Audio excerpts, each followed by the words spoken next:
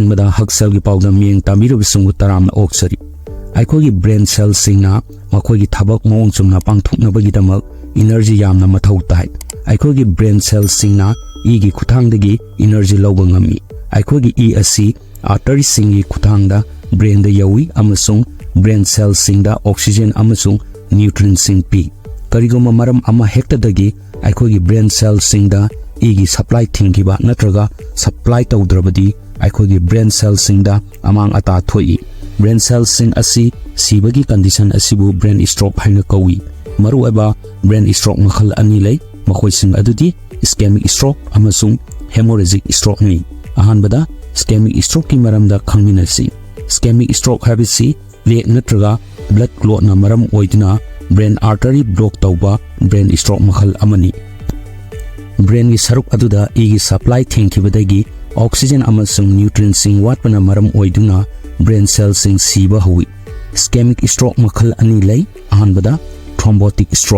thrombotic stroke asi अखोगी brain artery दा blood clot हाइबदी ई मतुम सेमलकपदगी थोई करिगुमा मतमदा फैट सेल सिंग asi ब्रेन आर्टरी सिंग दा तुंगसिलक्तुना प्लेक सेंगलई मतमगी मतुंगिना प्लेक asi होंगलई अमसुंग काइरई मसिना आर्टरी दा ब्लड क्लॉट थोहल्ली मसिबु thrombotic stroke कौई आर्टरी दा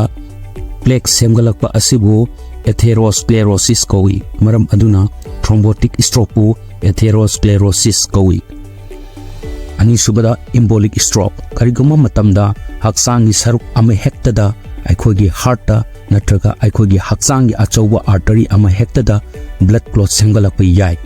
हाइबा ब्लड क्लॉट ई मतुम अदु ईगी खोंजल लाई अदुगा ब्रेन आर्टरी दा यौरे मरु ओइना सेरेब्रल आर्टरी दा हाइबा ब्लड क्लॉट असिना अखोगी ब्रेन दा ब्लॉकेज थोकली मरम असिना अखोगी ब्रेन सेल सिंग असी सीबा होरई कंडीशन असिबु embolic stroke हाइना कौई अमसुंग असिंगुम मखलगी ब्लड क्लॉट असिना embolus हाइना कौई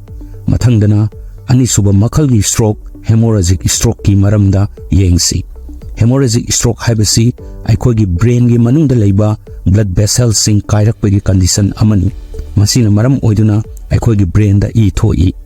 ब्लड प्रेशर वांगबा कोकता सोकपा नत्रगा ब्रेन ट्यूमर न मरम ओइदुना ब्लड वेसल सिंग असी कायहल्ली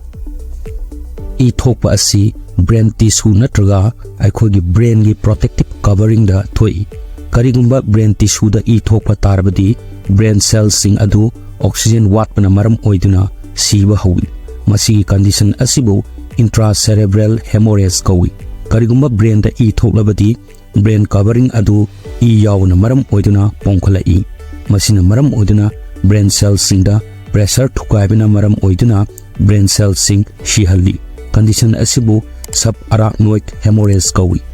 वीडियो असिदगी नहाकना स्ट्रोक की मखल सिंगी मरमदा खरा मखैदी खंगलम लगनी हाना आशा तवी मथंगी वीडियो दा अमु उनरसी थैंक यू।